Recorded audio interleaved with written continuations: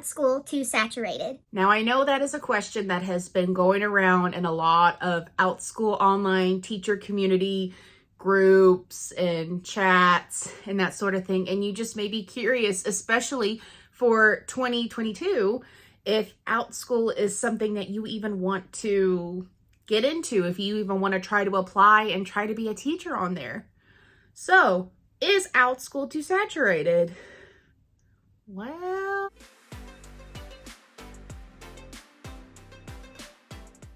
hello, my friends. Welcome to my channel. My name is Kelsey with Teaching Online with Kelsey. So please make sure it is not the last time that you see me by hitting that red subscription button and the bell down below so that you are notified of new videos on my channel every week. And to also give this video a thumbs up. It does support me and this channel. And if you are needing some more group mentorship with me or one-on-one mentorship with me, I love serving online teachers just like you, and I encourage you to join in on my YouTube memberships where you are going to be able to get access to that mentoring that you need to continue your online teaching journey with me. Now, I usually don't do any cliffhangers like I just did at the beginning of the video, so I know you're watching this video because in the title and then also in the beginning of my video, I asked the question that has been asked over and over and over and over again from a lot of teachers in the online teacher community. Is Outschool oversaturated? Is it even worth applying to Outschool these days because there's too many teachers? I may not get a lot of enrollments, and there have been a lot of teachers that have reached out to me either on YouTube or Instagram asking me those questions as well and wondering if it's even worth it or should they try Allschool out instead. And even though I am sort of a spokesperson for Allschool, I'm not saying that I'm pushing all Allschool and none of Outschool. And I do not want to, when I'm sharing this video, I'm not going to share any negative light towards Outschool because Outschool is the reason that I have this YouTube channel and that I'm able to help other online teachers out and that I was even able to find Allschool in the first place. So I cannot say anything negative about Outschool because I still technically work on Outschool where I'm offering my flex classes on there. So what I'm going to share is nothing to shed Outschool in a negative light by any means. These are just some of my honest thoughts that I feel like is happening in the Outschool marketplace community. And with the information that I'm going to be sharing with you, use the information at your own will. If what I'm about to share with you at the end of the video, you decide, yeah, I'm still going to apply to Outschool, that's fine. Or maybe at the end of the video, you're like, nah, I think I may just try out Allschool, or maybe online teaching's not really for me. Or you want to do a completely different platform that's not Outschool or Allschool. I do have a free guide down below where it talks about 5 platforms that you can teach on without a degree. And yes, Outschool and Allschool are going to be on there, but there's other platforms that I'm not really going to be talking about in this video, but they are in my guide that you can apply directly from there. So let's get into the nitty gritty. Is Outschool TOO saturated? Now, I will say for 2022, there are a lot more teachers and a lot more families that know what Outschool is. So we do need to put into account that since a lot more people have at least heard about Outschool, that we can assume that there is definitely going to be a lot more teachers on the platform compared to how Outschool was before the panini happened. Now, there was a big explosion of teachers teaching on Outschool during the panini. So we did see a growth in that, but there was also more demand of families looking for classes as well.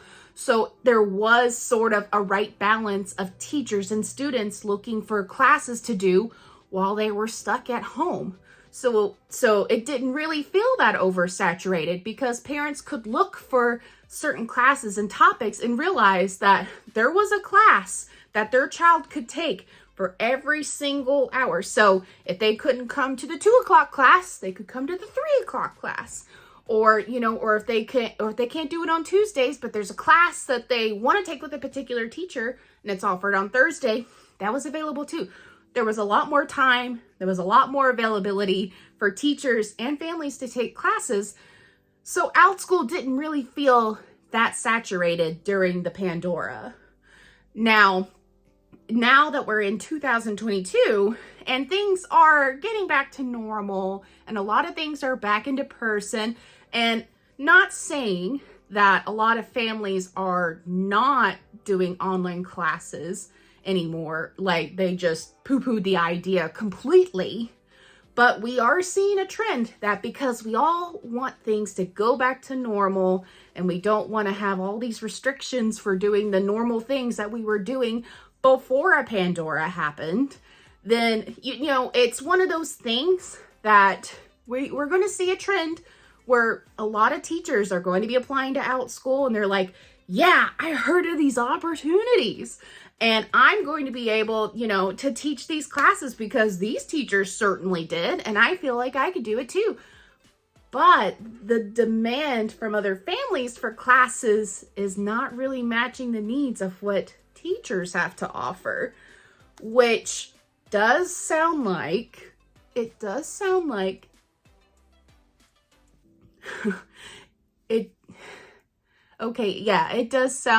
Outschool is just a little too oversaturated and there is a lot of teachers on there. So, and that is just because there are a lot of online teachers that heard about Outschool, and from all these videos that were happening either before the panini or during the panini, I talked about this before in a previous video where a lot of expectations of online teaching that, they're different in 2022 than they were in 2020. And this is the same thing. So for Outschool being too saturated, there's a lot of teachers, but not a lot of family demands for these classes. So it's not a matter of like, oh, there's too many teachers, they're not going to be hiring any more teachers necessarily.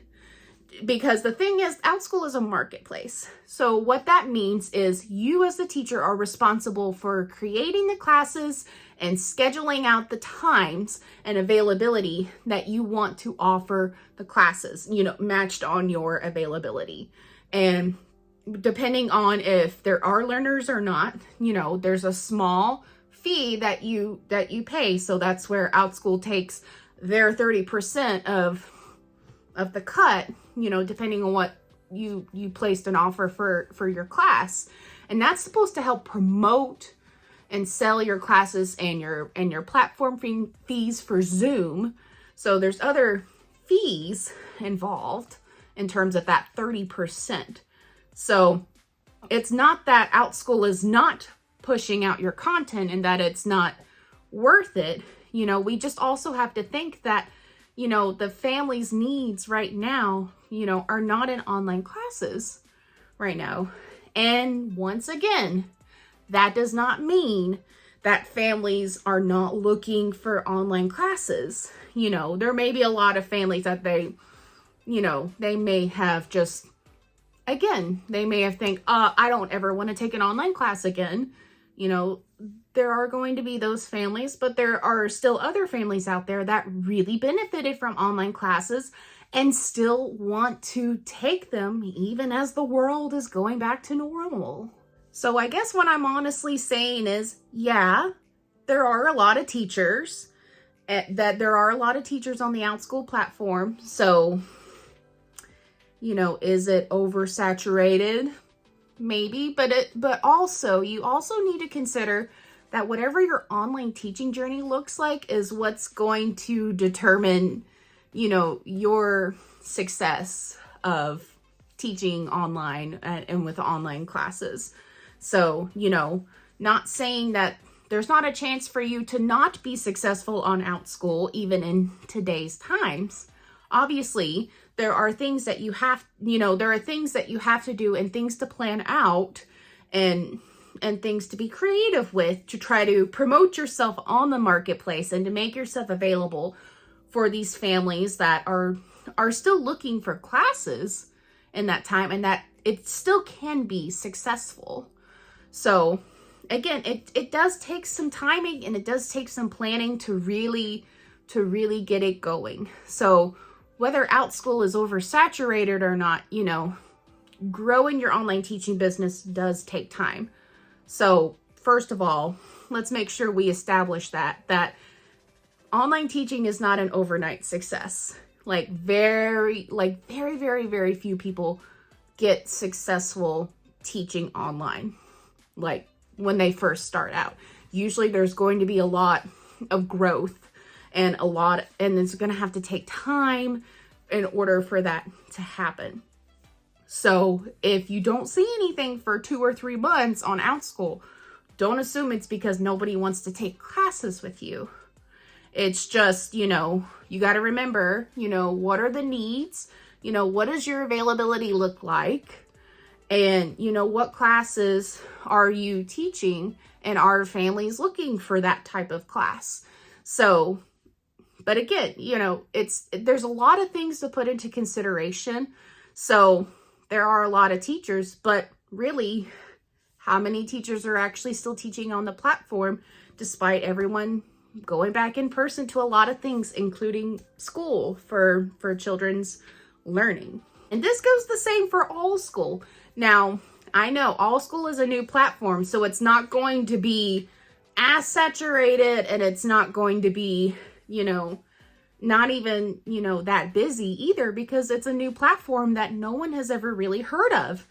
And, you know, and ALLSCHOOL is still growing. So, you know, there's also that to put into consideration, that even though ALLSCHOOL is not oversaturated, there's still a online teaching platform that is still in its infancy and still has a lot of room for growth to become a reputable, comparable platform that would be similar to Outschool. So, you know, whether you're on the fence between both, you know, I do have another video where I talk about, you know, the pros and cons of Outschool and ALLSCHOOL. So obviously, you know, once again, you know, any of the information that I have shared in this video or in any of my other previous videos where I talk about either Outschool or ALLSCHOOL or even any other platform for that matter, you know, you need to take that information, you know, with a grain of salt and decide for yourself, you know, which platforms or just one platform you feel like would be best for you, what you feel like you would find the most success in. And when teachers do ask that question to me, is Outschool oversaturated? Should I even bother applying? I don't discourage them from applying, because I don't have like an ALLSCHOOL agenda to everyone. Like, I'm not saying, oh, teach on ALLSCHOOL because it's going to be better than Outschool. Like, I've never said that to anyone, because I teach on both platforms. So that would just be silly of me to rave about one, you know, and then just poo-poo the other. Like that, no, I talk about both. What it may come off as when I talk about ALLSCHOOL, it's just because I know, you know, a little more information about ALLSCHOOL than I ever really did about Outschool. So that's why I share these videos and I do all this information for you all, because I'm able to get all this insider information about ALLSCHOOL and not really so much about Outschool. So again, I have no beef. It's nothing personal against Outschool. It's just, you know, these are just my current experiences right now. And, you know, I'm not saying I'm leaving Outschool, because I still have flex classes that I spent a lot of time and effort creating that I know a lot of families don't sign up for, but I at least want to offer it, because you just never know when a family might need that particular flexible learning option for their learners. But like I said, this information, do as you will, you know, and if you feel like, you know, Outschool may just be a little too much, or you may not find success, then try ALLSCHOOL out. Or if you don't feel comfortable about ALLSCHOOL, then do Outschool. Or you could even do KidPass or My Cool Class or Cambly, you know, or whatever VIP Kid is going to be doing very soon. You know, you could even jump on board with them if you got a bachelor's degree and want to join in on the VIP Kid Train if you truly want to see what happens with that. At the time I'm filming this, I know something big is going to get released, but I don't know what it is yet. So that's going to be fun. So again, do what you will with this information and make the best decision for you in terms of if you want to move forward with Outschool, or if you want to give ALLSCHOOL a try, or if you just want to do a completely different platform altogether, or if you want to launch one-on-one tutoring on your own as well. Again, I'm not encouraging you or discouraging you either way. I'm just presenting you with my thoughts, and do as you will with that information. But if you do have any other questions about this particular video or this particular topic about Outschool or ALLSCHOol, please leave a comment down below. I'd be happy to talk with you further and have a healthy discussion about your thoughts and feelings about one of the platforms, or what you feel like, you know, you could benefit better from, or what would be best for you if you need some more insight. So, but again, if you need more deeper insight or more help, again, sign up for my memberships down below and we can get together and have a meeting to discuss those details further along. So thank you for watching, and I will see you next time.